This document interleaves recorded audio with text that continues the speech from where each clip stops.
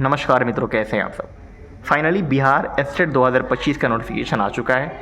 जो आप लोगों ने संघर्ष किया था ना, उसका फल मिल चुका है। इससे पहले मैंने वीडियो बना के सारी चीज़ें इन्फॉर्म की थी कि नोटिफिकेशन आ चुका है, विज्ञापन जो है जारी हो चुका है, लिंक भी जल्द ही एक्टिवेट हो जाएगा। ठीक है, इस वीडियो में हम लोग बात करेंगे कि संगीत शिक्षक में जो आपको पेपर फिल करना है, पेपर 1 या पेपर 2 के लिए, उसके लिए एलिजिबिलिटी क्राइटेरिया क्या है।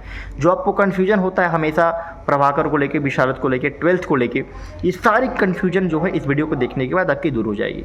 इससे पहले जब 2000 मतलब पहली बार जो एस्टेट आया था अभी 2 साल पहले, तो मैंने डिटेल में एक वीडियो बनाया था, मैंने सारी चीज़ों पे डिस्कस किया था और उस वीडियो पे 30,000 व्यू है, 30,000 विद्यार्थियों ने उस वीडियो को देखा है। उस वीडियो को देखने के बाद कितने लोग अभी सर्विस में भी हैं। तो सारी चीज़ें जो मैं बोलूँगा वो तथ्य के आधार पे बोलूँगा, कुछ भी अपने मनगढ़ंत कहानी नहीं बनाने जा रहा हूँ।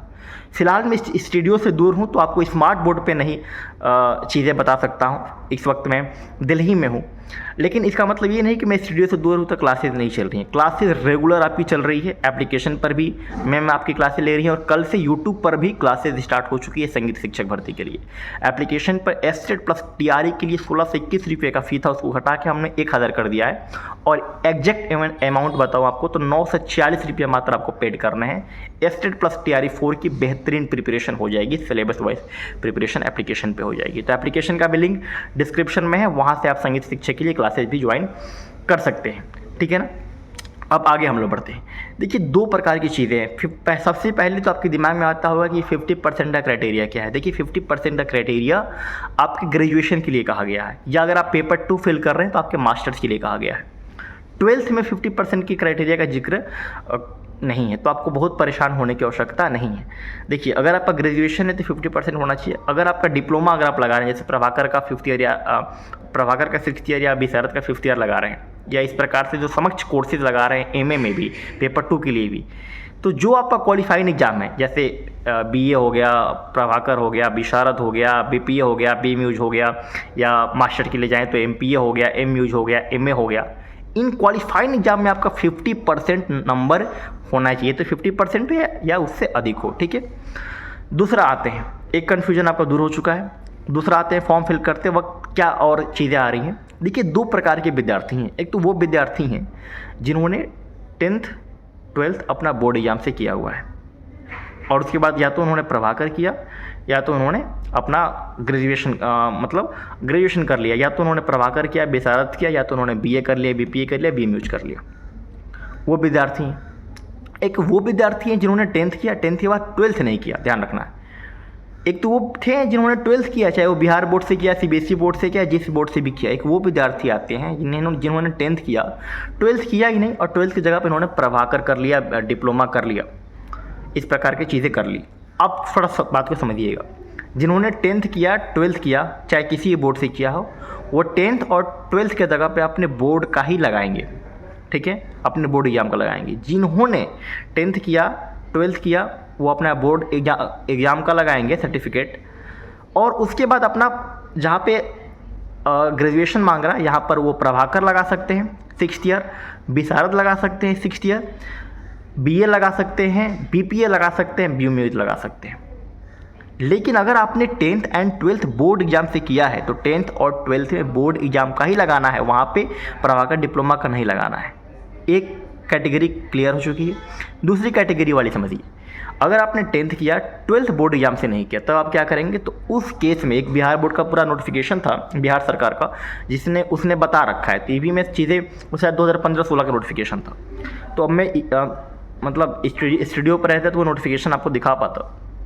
स्टूडियो पर ही नोटिफिकेशन है, जिसमें क्लियर बताया गया है कि अगर आपके पास 12th नहीं है, तो आप संगीत के लिए, संगीत शिक्षक के लिए आप 12th के जगह पे प्रभाकर का 4th ईयर लगा सकते हैं, या 12th के जगह पे विशारद का 3rd ईयर लगा सकते हैं। और जहाँ पे ग्रेजुएशन मांगे, विशारद का 5th ईयर, प्रभाकर का 6th ईयर लगा सकते हैं। तब जब आपके पास 12th नहीं हो, 12th अगर बोर्ड एग्जाम से हो, तो कोई आवश्यकता नहीं है कि ये सारी चीज़ें लगाएं। अगर 12th आपका बोर्ड एग्जाम से है तो अपना जहाँ पर ग्रेजुएशन मांगता है वहाँ पे डिप्लोमा लगा लीजिए या ग्रेजुएशन लगा लीजिए। लेकिन अगर आपका 12th बोर्ड एग्जाम से नहीं है तब उस केस में आपको थर्ड ईयर या फोर्थ ईयर लगाना है। इसी प्रकार से जब आप आगे बढ़ते हैं, आप पेपर 2 देंगे तो पेपर 2 के लिए भी इसी प्रकार से आपको करना है जो पेपर 1 के लिए करना है। बस पेपर 2 में एमए के जो समक्ष जैसे अलंकार होते हैं, भूषण होते हैं, पता ना क्या किस प्रकार से अलग अलग जगह पे कोर्सेज हैं, तो जो कोर्सेज एमए के समक्ष है ना वो आपको वहाँ पे लगा देना है। या आपने एमपीए किया है, एमयूज किया है, एमए इन म्यूजिक किया है, तब तो कोई कन्फ्यूजन है ही नहीं। तो यहाँ तक बातें क्लियर है। अब दो बातें रहती कि सर ये डिग्री का जो ईयर है ना वो मिसमैच होता है, सेम है। देखिए समझिए, जो आप प्रभाकर करते हैं ना, ये जो आप विशारद करते हैं, ये रेगुलर कोर्सेज नहीं है, तो कोई इशू नहीं होने वाला है। मेनली रेगुलर कोर्सेज में ये इशू होता है। ये रेगुलर कोर्सेज है नहीं, ऐसा नहीं है कि आपको सुबह से लेकर शाम तक क्लासेस करनी, इस प्रकार की कोर्सेज नहीं है। तो इनमें अगर ईयर आपका पैरेलल हो जाता है, एक साथ मैच हो जाता है, तो घबराने वाली बात नहीं है, इतना कुछ परेशान नहीं होना है। फर्स्ट ईयर से लेके लास्ट ईयर तक आपका रहना चाहिए। या जिनके पास 11 12 से म्यूज़िक है तो वो शायद सेकंड ईयर थर्ड ईयर से भी करते हैं, तो कोई इशू नहीं है, ठीक है ना। पूरा सर्टिफिकेट रहना चाहिए, चाहे आपका प्रभाकर का हो, विशारद का हो या डिग्री प्रोग्राम का हो, सर्टिफिकेट पूरा रहेगा तो विशेष कोई इशू नहीं होने वाला। ये ज़्यादा इशू उनके साथ होता है जिन्होंने डिप्लोमा कर रखा है, उनका ईयर का इशू होता है। जिन्होंने ग्रेजुएशन कर रखा है उनके साथ ईयर का तो कुछ इशू होता ही नहीं है। तो इस प्रकार से चीज़ें हैं जो मैंने आपको चीज़ें समझाई हैं। उम्मीद है कि सारी चीज़ें आपको समझ में आ रही होंगी। ध्यान रखिएगा कि जो आपका विशारद आप करते हैं ना, विशारद में थर्ड ईयर या प्रभाकर में फोर्थ ईयर, ये 12th थोड़ी ना होता है मित्र।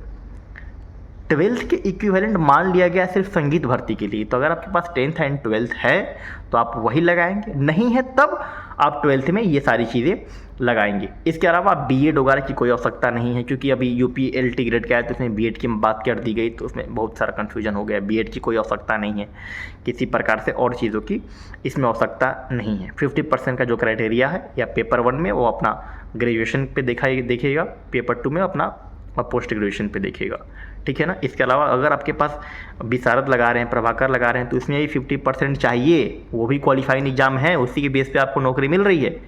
तो ऐसे नहीं कि प्रभाकर और विशारद के लिए छूट दे दिया है कि नहीं कि 50% से कम रहेगा तब भी आपका हो जाएगा, ऐसा कुछ नहीं होने वाला है। चाहे प्रभाकर हो, डिप्लोमा हो, ग्रेजुएशन हो, कुछ भी हो, जिस बेस पे आपको नौकरी मिल रही है, जो लास्ट क्वालिफाइंग एग्जाम है, उसमें आपका 50% नंबर होना चाहिए। इतना बात का आप लोग ध्यान रखिएगा। बाकी एप्लीकेशन पे संगीत शिक्षक भर्ती के लिए बेहतरीन क्लासेस है। एक क्लास लेना है, उसमें स्टेट भी आपका क्लियर होगा। पूरा यूनिट वाइज हम लोगों ने उसमें सिलेबस दे रखा है, पीडीएफ दे रखा है, और टीआरई का जो सिलेबस है उसके हिसाब से भी हम लोग सारी क्लासेस लेके चल रहे हैं। लाइव क्लासेस होती है, और लाइव के बाद अगर आप मिस कर देते हैं तो रिकॉर्डेड भी लेक्चर अवेलेबल रहता है। तो एप्लीकेशन का लिंक डिस्क्रिप्शन में है, वहाँ से आप क्लासेज ज्वाइन कर लीजिए। रेगुलर लाइव क्लासेज हो रही हैं, ठीक है ना। सारे विषयों की प्रिपरेशन चल रही है। अभी तक के लिए बस इतना ही। देखते रहिए शिक्षा प्लैनेट, लाइक शेयर सब्सक्राइब करते रहिए। धन्यवाद मित्रों।